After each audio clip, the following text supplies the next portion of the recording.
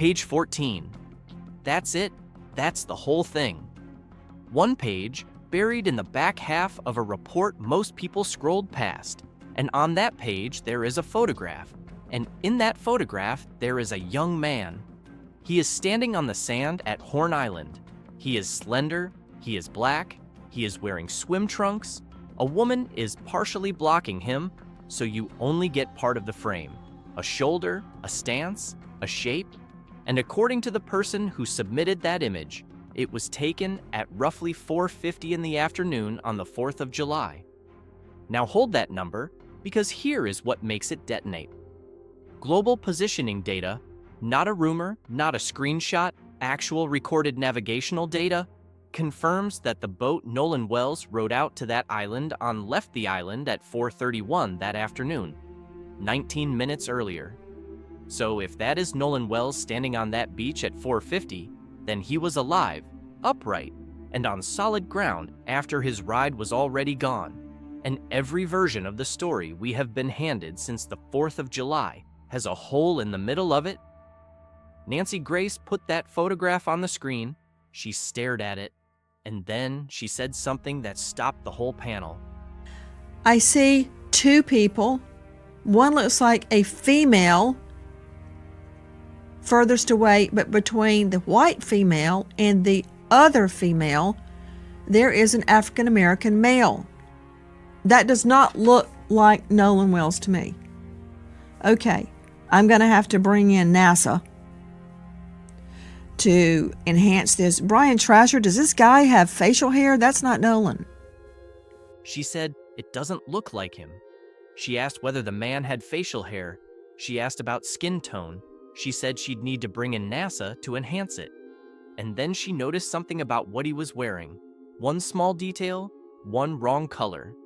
And that detail is either the most important clue in this entire case, or it is proof the photo is worthless. We're going to show you exactly what she saw, but not yet, because there's more on that broadcast than one photograph. There is a second image on page 12, showing a wall of boats lashed together in a cove, boats labeled 1, 2, 3, and a boat labeled simply X. Every one of them loaded with people. We don't know definitively times on all these because even though they're time stamped, it could be a time when it was screenshotted, stamped, not necessarily the original photograph. So we were very careful to denote that in our report that we can't verify timelines. Although based on shadows and positions and things like that, we can determine that some of these, as noted, are taken in the late afternoon. One of the things I thought was interesting about some of these photos we got, Nancy, was that a lot of the photos we had seen before were people like in waist deep water. Well, some of the photos we provided show people up, water up to their chest, almost to their neck. And that's not really wading. That's treading water, in my opinion. And that I thought might have been significant to know that many people were, perhaps enjoying some libations, but also in water that might have been a little too deep just to be playing in. Nancy looked at that crowd and did not see a party. She said, and I want you to hear the language, that she saw witnesses, dozens of them, standing in water up to their chests, holding drinks, watching everything. There is a woman who took that photograph. She has a name now. She left the island around 7:30 that evening, and she has said that when her group pulled out, Nolan Wells was nowhere in sight. Nowhere, which leaves roughly 3 hours completely unaccounted for. There are two women in this story, and the internet has spent weeks fusing them into one person. They are not the same person. One of them spoke to Nolan. One of them took the photograph.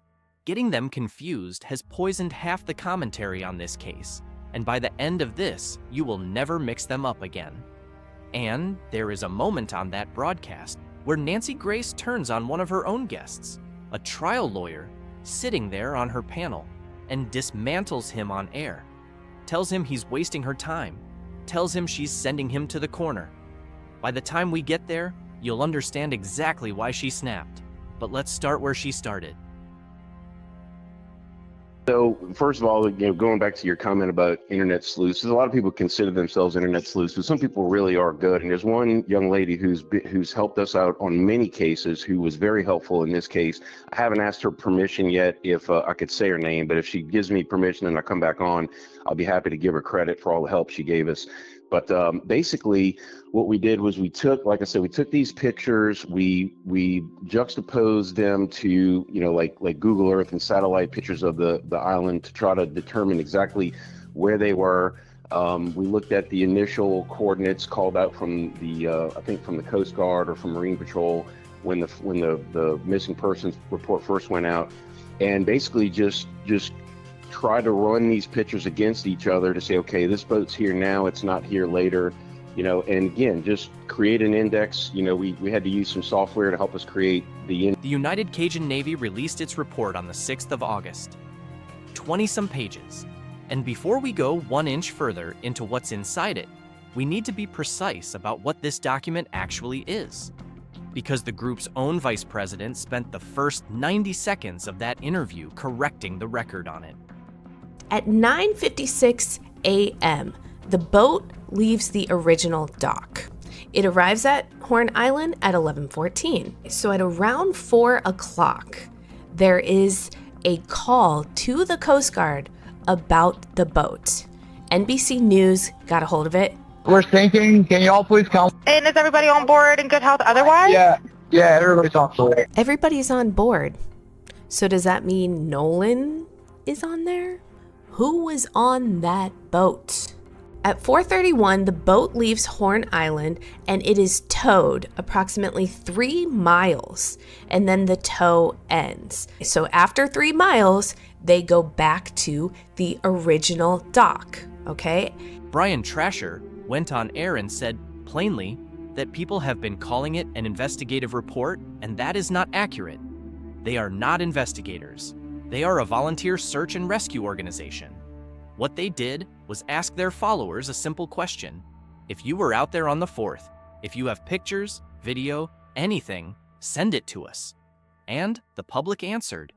What came back was compiled, indexed, cross-referenced against satellite imagery, and organized into a single readable timeline. Trasher's own framing was almost apologetic. Maybe it's useful. Maybe law enforcement has seen all of it already, and it's nothing new to them. But they wanted to be transparent about what they'd received. Every single photograph in that document was taken by somebody else. Members of the public. People who were there. The organization did not take one frame of it, and Trasher said so directly, unprompted. That matters, and it will matter more in a few minutes. Now, the image on page 12. 3 boats anchored side by side, with another visible further out. In the report, they're identified. Boat number 3, a vessel called the Palm Beach, and the Triton, the 22-foot Triton that carried Nolan Wells out to that island that morning. Some of these boats are tied together, physically lashed, and that detail alone changes how you read the photograph, because boats that are tied together are boats whose passengers are talking to each other. Nancy went through the frame the way a prosecutor reads a crime scene. Boat number 1, full of people. Boat X, full of people. Boat number 2, full of people. Boat number 3, full of people, and people on the boat the picture was taken from because someone had to be holding the camera. Then she pointed at the water. Because there has been an enormous amount of commentary about the fact that Nolan Wells had been drinking that day, and Nancy's response to that was blunt. Everybody was. You can see the containers floating. Open containers in the water, in people's hands, all over the frame. As far as she's concerned, that isn't a felony, and it isn't a lead. What it is a crowd. Her questions came fast. Who are these people? Have they been spoken to? Have they been polygraphed? What can they tell us? Caitlin Becker, senior national correspondent for the New York Post, gave the honest answer, which is that from an investigative standpoint, we do not know. There has not been transparency about who has been interviewed. What reporting has established is that dozens of people have spoken to law enforcement as witnesses. But whether any of the specific people visible in that cove are among them, nobody outside the sheriff's office can say. Then Trasher raised something that most people looking at that photo would miss entirely: the water level. He said that a lot of the images circulating before this report showed people standing in waist-deep water. Ordinary, unremarkable. But some of the photographs they received show something different: water up to the chest, and in at least one frame, water close to a young woman's neck. That is not wading. In his words, that is treading. Nancy pushed back on the specific frame, and she was right too. In the main photograph, the people are clearly standing, water at armpit height, holding drinks, feet on the bottom. Trasher conceded that one immediately and pointed to a different image further into the report: a social media screenshot. 3 boats visible, a 4th in the distance, a group of young people, some on the boat, some in the water, and depending on their individual height, some of them are in considerably deeper water than they look. And here is why he flagged it. Horn Island has an aggressive slope. That is not spin, that is bathymetry.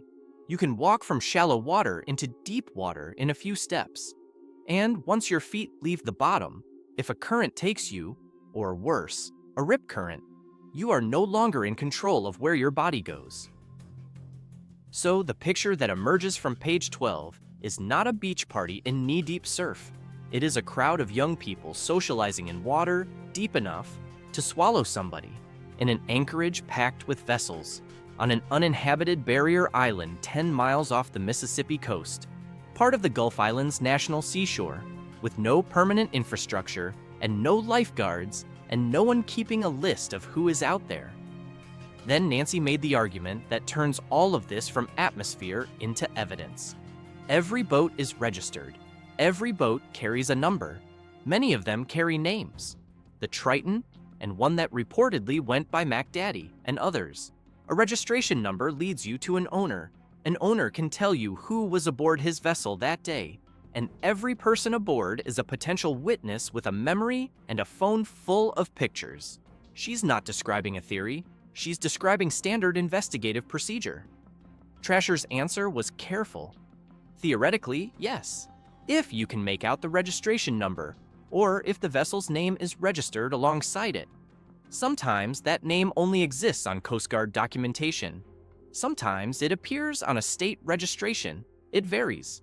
But he added something that has been almost entirely lost in the noise around this case.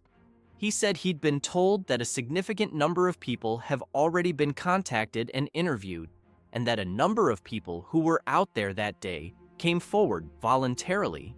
Some of them, apparently, because they recognized their own boat in a photograph and decided to call the sheriff's office themselves and say, "Here's where we were. Here's who was with us. Here's what we know." He commended them for it.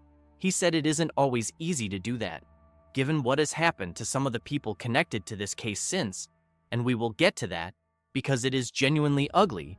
That is an understatement. Now we go to page 14. Trasher brought it up himself. He wasn't asked, he volunteered it, and he volunteered it wrapped in caveats, which tells you he understood exactly how combustible it was. The photograph shows a stretch of beach. In the foreground, 3 young women in bikinis, a white male walking through the frame, and behind the woman on the right, partially obscured by her, a young man. Trasher described him carefully: a young, slender African-American male, wearing blue swim trunks from what can be seen, partially blocked, not fully visible. The person who submitted the image told the United Cajun Navy it was taken at approximately 4:50 in the afternoon, Central Time, on the 4th of July. And Trasher said the quiet part out loud. That timing is only relevant if the young man in the picture actually turns out to be Nolan. They could never verify it, but they thought it was significant enough to include as a possibility. Nancy Grace looked at it and said no. She said it does not look like Nolan Wells to her. She asked whether the man had facial hair. She said, and this is a direct sentiment from that broadcast, that she would have to bring in NASA to enhance the image. And then she asked about the swim trunks. She asked whether they were actually a deep dark blue. Here is why that question is not trivial. Here is the detail that makes this photograph either critical or useless, with almost no middle ground. When the Jackson County Sheriff's Department first put out the missing person alert for Nolan Xavier Wells, it included a physical description. 18 years old, approximately 6 feet 1 inch tall, around 180 pounds. Last seen on Horn Island wearing black swim trunks, no shirt, and sunglasses. Black swim trunks. The man on page 14 is in blue. Now, does that settle it? No. And anyone telling you it settles, it is selling you something. Trasher's own response covers exactly why. He said he doesn't know whether that picture has been enhanced. He doesn't know whether a filter was applied. Skin tones in the image looked off to him. Color rendering in a beach photograph, shot into afternoon light, screenshotted from social media, possibly compressed, possibly filtered, is not forensic evidence of anything. Dark navy under a filter can read as black. Black under harsh sun can read as blue, which is precisely the point. Because the entire value of that photograph is not in what it proves, it's in what it forces someone to go do. Nancy said it herself, and it is the most useful line of the whole broadcast. Rule it out. Use it to rule it out. Somebody took that picture. That person has a device. That device has original metadata. Not a screenshot timestamp, the actual capture time. That person can be found. The women in the foreground can be identified. The man walking through the frame can be identified, and the young man in the background can be identified or excluded by people who were standing 10 feet away from him. That is not a rabbit hole. That is an afternoon of work for a competent investigator. And Trasher added one more reason he kept it in the report, which is easy to miss. He said that image also shows a good picture of a flotilla of boats, meaning that even if the man is a stranger, even if he has nothing whatsoever to do with this case, the photograph still documents which vessels were sitting in that anchorage in the late afternoon. That is corroboration material. Which boats, which position, which hour. Nancy's summary was 2 sentences long, and it captured the whole problem. If it is Nolan, this places him on the island after the Triton left, and she doesn't think it's him, but that's just her own 2 eyes. Now we clear up the single biggest error circulating about this case, and once you see it, you will notice it everywhere. There are 2 different women. The commentary has been treating them as one. The first is Katie McCormick, 19 years old. She lives a few towns east of Ocean Springs. She is the young woman Nolan's friends have described, the one they say he stayed behind on that island to talk to. For weeks, she was known only as the mystery girl. Nobody outside the investigation had a name, and in the earliest accounts, the friends reportedly indicated they did not know who she was, had never seen her before. Just some girl Nolan started talking to. Her sister, Gracie McCormick, has since spoken publicly, and her account does not match theirs. According to Gracie, Katie had a conversation with Nolan and assumed he was getting ready to board the boat he came out on. Her framing was pointed. Katie assumed the friends telling him to get on that boat would not have left without him. Gracie also said Katie was on the island with an entirely different group of friends, and that Katie left the island later with her brother and his fiancée. She said the family has cooperated fully with investigators and with Nolan's family. Katie McCormick has not been accused of any wrongdoing by anyone. Nolan's own family has publicly expressed support for her. She has not spoken publicly about the case beyond a brief reply to a social media post defending her, in which she said she can only pray for healing and that the whole thing is a terrible situation. Ben Crump, the civil rights attorney representing Nolan's parents, put the contradiction in the simplest possible terms. She's saying he went to get on the boat. They're saying he didn't get on the boat. So which is it? Somebody must not be telling the truth. That is the fault line. Now the second woman, Caitlin Brochard. She is not Katie McCormick. She is not the mystery girl. She is a separate person who was on Horn Island that day, and according to the United Cajun Navy report, she is the one who took the photograph of the anchored boats. And she has said that when her group left the island around 7:30 that evening, Nolan Wells was nowhere in sight. She is the new witness in this story. Her account is the one that opens the gap. Two different women, two different roles. One took a picture, one had a conversation, merge them, and the timeline becomes incoherent, which is exactly what has happened in a lot of the online discussion. And there is a further wrinkle that was raised on the broadcast, and it needs to be handled the way Nancy's own panel handled it, as an unanswered question, not an established fact. The point Dave Mack raised is this: if the friends genuinely did not know who this young woman was, had never seen her before, could not name her, then where did the name come from? Because reporting has indicated that at least one person in that group was in communication with her regarding Nolan's whereabouts. Nancy called it a red flag. She played a clip in which one of the young men describes waking up after 11 that night to a call, being asked whether he'd talked to Nolan, and answering that Nolan was with that girl the last he knew. That it's Nolan? He's probably out somewhere with that girl. Get hold of the girl, and you'll find Nolan. Marie Pereira, a registered nurse and criminal defense attorney who appeared on the panel, made the counterweight argument, and it's a fair one. Not every theory deserves oxygen. Entertaining every single post from every single person confuses the search for justice rather than advancing it.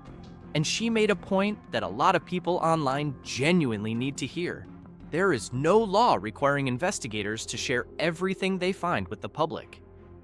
Silence from the sheriff's office is not proof of inaction. She raised Brian Koberger as her example. That department was mocked relentlessly, called small time, called incompetent, and the entire time they were quietly assembling the case. Nancy agreed with her and then immediately pivoted back to her own argument, which is the argument that runs through the entire broadcast. Fine, don't share it with me, but somebody had better be doing the work. Here is the timeline, built from the most reliable material available, and it is worth understanding precisely because the arguments only make sense once you can see the hours laid out. The boat that carried Nolan Wells left its departure dock at 9:56 that morning. It reached Horn Island at 11:14. Around 3:23 in the afternoon, video footage shows a crowded anchorage. Boats, people, water. Around 3 o'clock, according to the mother of one of Nolan's friends, Nolan indicated he'd be getting a ride home with another group. Around 4 o'clock, the emergency call goes out. The vessel was a 22-foot Triton. The bilge pump had failed. It was taking on water off the west tip of Horn Island. A teenager placed the call to Sea Tow, a private marine towing company, and the recording is now public, released by the Mississippi Department of Marine Resources. The caller tells the dispatcher the bilge pump stopped working, that they're sinking.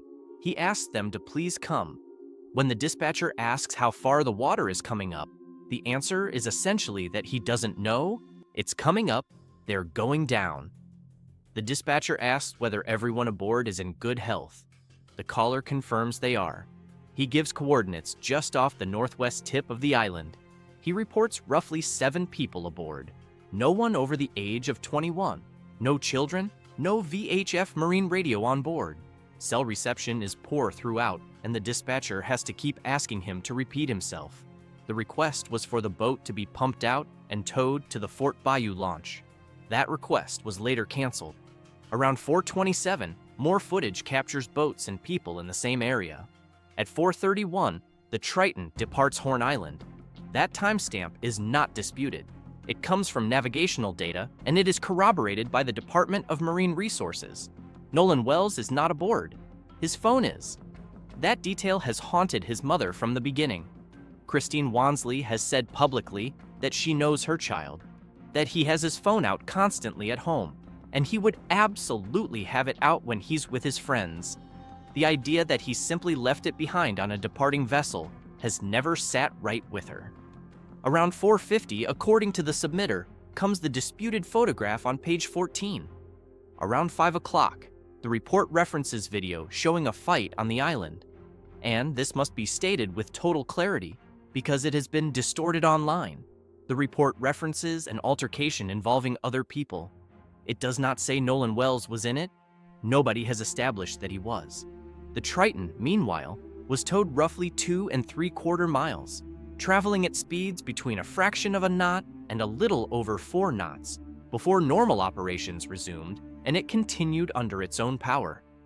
At 5:52, it entered Fort Bayou. Shortly after 6, it was back at its original dock. It was later pulled from the water.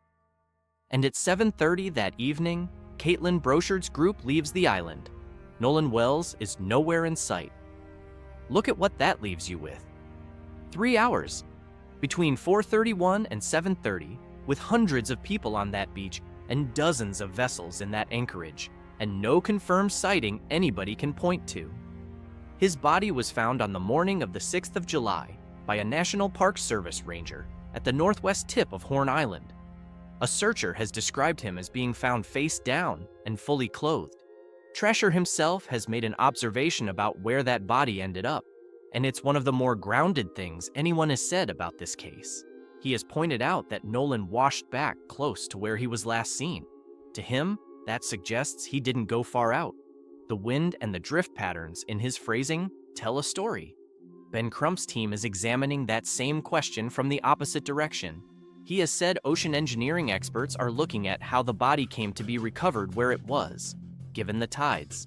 His stated position is that with low tides and high tides working against each other, it isn't adding up. 2 sets of experts, 1 body, 1 shoreline, no agreement. This is the sharpest observation made on the entire broadcast, and it came from Dave Mack, and almost nobody covering this case has picked it up. We keep saying his friends, Nolan's friends, the friends who left, the friends on the boat, as though it were one group on one vessel making one decision. It wasn't. The young people who went out to Horn Island that day were spread across 3 or 4 different boats. And the friend who has been most visible publicly, Warren Hudson, who has spoken about Nolan in interviews, including on a podcast hosted by Officer Tatum, did not ride out to that island on the same vessel as Nolan Wells. Nancy laid out the ordinary logic and then demolished it. Parents say it, friends say it, everybody says it, you leave with the one who brought you. So the assumption everyone made was that Nolan went out on the Triton and would come back on the Triton, but the accounts now indicate that was never the plan. He was reportedly never going to return on the boat that carried him out. So the question everyone has been asking is the wrong question. The question is not why did he stay behind. The question is which boat was Nolan Wells supposed to leave that island on? Who was driving it? What time did it depart? And did anyone on it hold a seat for him? Because if the friends who begged him to board the Triton were referring to the Triton itself, that is one story. But Caitlin Becker raised the alternative directly. There were multiple boats. 3 boats full of friends came out. Was he heading back toward a second boat full of his own friends while the Triton was gone? That, she said, is where the biggest confusion lies. And here is the part that should bother everybody. In a report built entirely on crowdsourced photographs, with vessels identified by name and position, that specific boat, the one that was supposed to bring him home, has never been publicly named. There is a recording at the center of this case that has to be handled precisely because the disagreement over it is as important as the recording itself. The original CETO call is public. It has been released by the Department of Marine Resources and reviewed by multiple outlets. Jonathan Gilliam, a retired FBI agent, listened to it and said publicly that he doesn't hear anything nefarious in it, that it sounds like people dealing with a boat taking on water, more chaos than panic. But an enhanced version of that audio has been circulating online, amplified, filtered, accompanied by a transcript that tells listeners what words they are supposedly hearing underneath the noise. That enhanced version is contested and contested hard. Russell Latino, the attorney representing Bart Edmiston Jr., went on national television and said there is no legitimacy to it. He called it doctored audio paired with a fake transcript. And his central argument is one that anybody who has ever listened to a garbled recording should take seriously. That the transcript itself does the work. That once you read the words, you hear them. That the priming creates the perception. Ben Crump's legal team is not accepting that dismissal. He has said forensic audio specialists are reviewing the complete original call, So you have a disputed enhancement of an authentic recording, being analyzed by specialists on one side and denounced as fabricated by counsel on the other, with no resolution. Nancy's position on the broadcast was consistent with everything else she argued. She doesn't know whether it's real, but she can find out whether it's real. That's what forensic audio examination is for. And on the subject of Bart Edmiston Jr., this has to be said clearly and without hedging, because the online treatment of him has crossed into something the courts are now looking at. He was a former teammate of Nolan's at Ocean Springs High School. His family, through their attorney, has stated he piloted his own boat to Horn Island and piloted his own boat home. The CETO request was canceled, and a nearby vessel assisted the disabled boat before the group restarted their engine and returned under their own power. He has not been named a suspect by any law enforcement agency. His family has announced it will seek legal recourse against online creators who have falsely claimed he is a suspect in Nolan Wells' death, that he caused or contributed to that death, or that he is involved in a cover-up. Nancy raised the same theme on air. She noted that a man who helped that day is now being dragged through the coals for it, and she was blunt about the young men on the Triton. They are charged with nothing. They are presumed innocent. She said it directly to her audience. Don't start up the death. Threats. And then a trial lawyer named Mobley told Nancy Grace the report didn't matter. His actual position was more nuanced than the clip suggests, and it deserves to be represented fairly. He said he reviewed the report in detail. He said he didn't think it put points on the board. He said he didn't think it moved the needle. But, and he gave the report genuine credit here, he said it does source its information. Unlike a documentary where people form opinions on second and third-hand accounts, this document tells you who said what and whether they witnessed it directly, and whether it came from a social media post rather than a statement. His conclusion was that the report demonstrates how difficult it is to find reliable information in this case. The timestamps can't be corroborated. The images might be filtered. Everything is qualified, and he called it a rabbit hole. That word ended him. Nancy told him he was wasting her time, told him he'd burned almost a minute of the 1 hour she had, and then she took his own credential and turned it against him. You've tried a lot of cases, correct? A ton, he said, and I won most of them. Nothing like tooting your own horn, she said.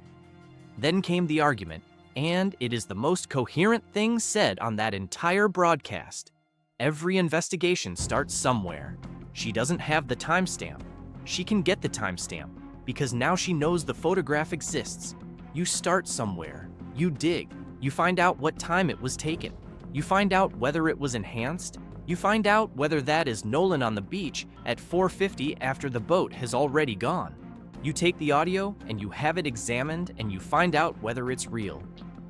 Evidence, she told him, is not handed to you on a silver platter on top of a Christmas tree. You have to go find it. A rabbit hole, she said, is like getting a witness list and deciding you won't bother because you don't have the addresses. You find them. You find the people who took the pictures. You identify the boats. You find the people who were on those boats. And then you interview them one by one by one. She said she was sending him to the corner to think about what he'd said.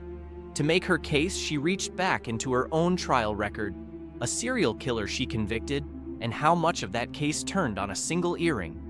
The victim was wearing one, the other had been torn from her ear, and Nancy found it somewhere else entirely, and where it was told her almost everything. One earring, one photograph. Same principle. She invoked Gabby Petito, and this one deserves accuracy because it is the strongest illustration available. Her remains were located in a remote, dispersed camping area.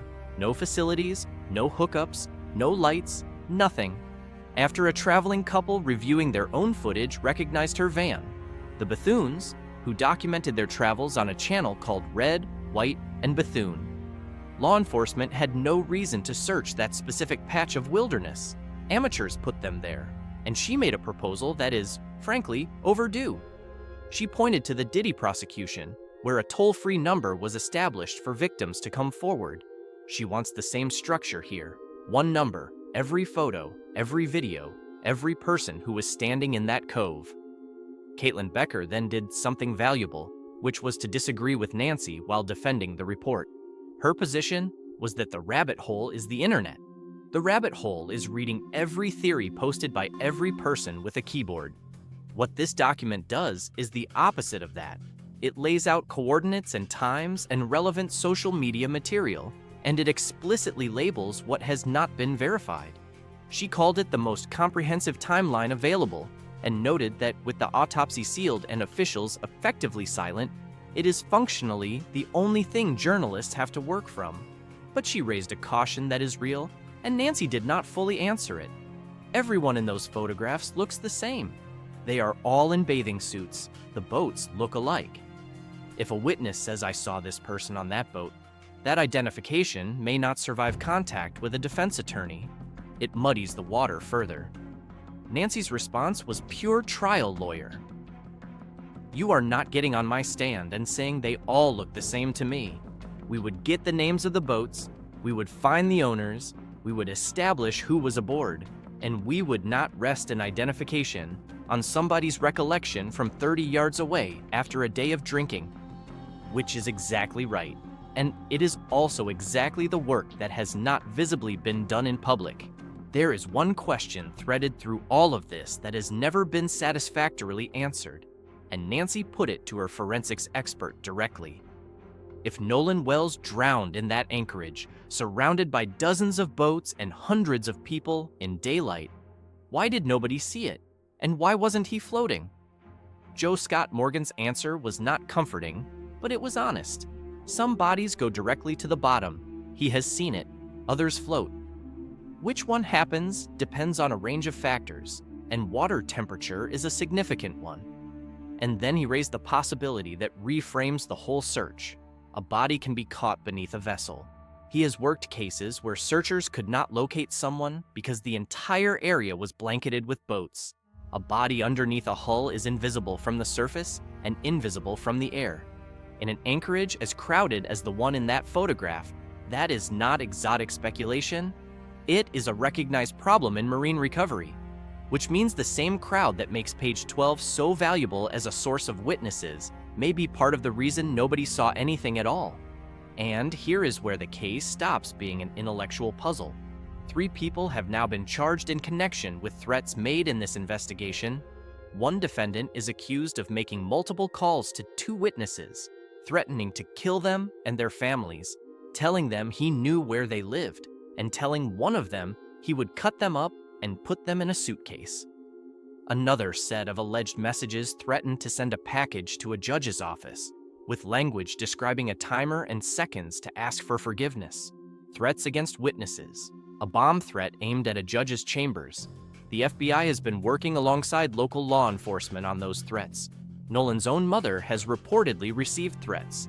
Officials in Mississippi have said that false information circulating about this death has inflamed emotions to the point of criminal conduct. Christine Wansley, a mother who buried her 18-year-old son, was also the subject of an anonymous misconduct complaint filed against her at her nursing job. That investigation has since been closed. A fabricated toxicology report has circulated online. Officials have publicly denounced it as fake. Nancy opened her interview with Trasher by joking that everyone else in this case is getting death threats, so he might as well join the party. It landed as a joke. It isn't one. And she defended the organization directly. She said she's fed up with the attacks on them. They are doing something, which is more than the people attacking them can say. They amassed evidence. They built a timeline to the best of their ability. They shared it publicly, unlike the completed autopsy, which is being withheld. She asked why anyone would trash them for that. Trasher's answer was 3 words. He's not a shrink. He can't answer that. There is one more thing in that report that almost nobody has mentioned, and it may be the most concretely useful part of the entire document. It contains recommendations. The United Cajun Navy laid out what evidence they believe should be collected. Photographs and video from social media, electronics from the boats, data from cell phones, interviews conducted with people separately rather than together, and visual matching of images against known locations and known individuals. That is a work plan. written by volunteers, handed to the family, to their attorneys, and to the agencies involved. So where does this actually stand? The official autopsy, performed by the Mississippi State Medical Examiner's Office, is complete. The results have not been released to the public. They are going to a grand jury, and Nancy's framing of that needs one correction, because it matters. This is not an extraordinary escalation. District Attorney Angel Myers McElrath has stated plainly that every death in Jackson County, apart from natural causes and non-criminal car wrecks, goes before a grand jury. She has said, this is how death investigations have been handled throughout her career. It is standard operating procedure, and once the investigation concludes, the grand jury decides whether any charges are warranted. The family commissioned a second independent autopsy. It was performed in Washington, D.C. on the 10th of July by Dr. Roger Mitchell, an experienced forensic pathologist. The report was completed on the 19th. The finding was undetermined, cause and manner both, pending investigation, and there is a detail in that second examination that should stop you cold. Nolan Wells' throat and larynx were not present when Dr. Mitchell performed his examination. They may have been retained by the state for further analysis. Dr. Mitchell has been working to obtain them. The structures of the neck are precisely where a pathologist looks for evidence of certain kinds of trauma, and they were not on the table. Combined with the level of decomposition after 2 days in the water, the second autopsy simply could not answer the question everyone is asking. Crump's team has been in ongoing discussions with the district attorney's office.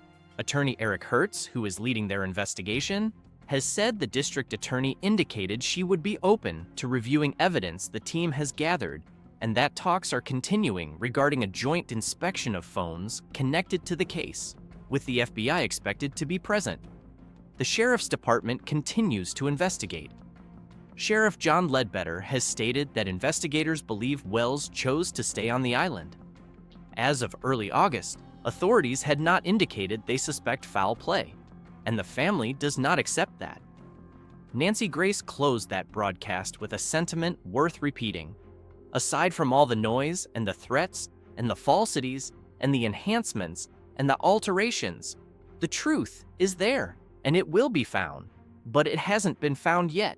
What we have is a photograph on page 12 showing a cove full of people who saw something, most of whom have never been publicly identified. We have a photograph on page 14 showing a young man who is either Nolan Wells 19 minutes after his ride left, or a complete stranger in the wrong color trunks. We have a witness who left at 7:30 and saw nothing.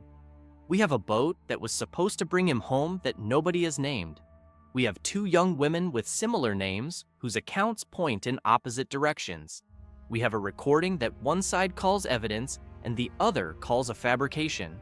And we have a sealed autopsy performed on a body missing the exact anatomy that might have answered the question. 19 minutes. That's the whole gap between the official story and the alternative. 19 minutes, 1 photograph, and 1 detail about a pair of swim trunks. If that isn't Nolan Wells standing on that beach, then who is it? He was photographed. He was in a crowd. Somebody out there knows exactly who he is and knows he isn't Nolan and could end this specific question with a single phone call. And if it is Nolan, then somebody's account of that afternoon does not survive. If you were on Horn Island on the 4th of July, or you know someone who was, or you have original unedited photographs or video from that day, the Jackson County Sheriff's Department is asking you to come forward. During business hours, the number is 228-769-3065. After hours, 228-769-3063. If you have been following this case with us, please subscribe to this channel. We are staying on this one until the grand jury reports and that autopsy comes out from under seal, and we will bring you every development as it happens. Turn on notifications so you don't miss it, and leave a comment. Do you believe the man on page 14 is Nolan Wells? Tell us what you see. One last thing, and it matters. Everything in this video comes from the United Cajun Navy's publicly released report, from Nancy Grace's broadcast, and from published news reporting. The United Cajun Navy is not a law enforcement agency, and the organization has stated itself that it cannot verify the timestamps on these photographs or confirm the identity of the young man on page 14. No one has been charged in connection with Nolan Wells' death.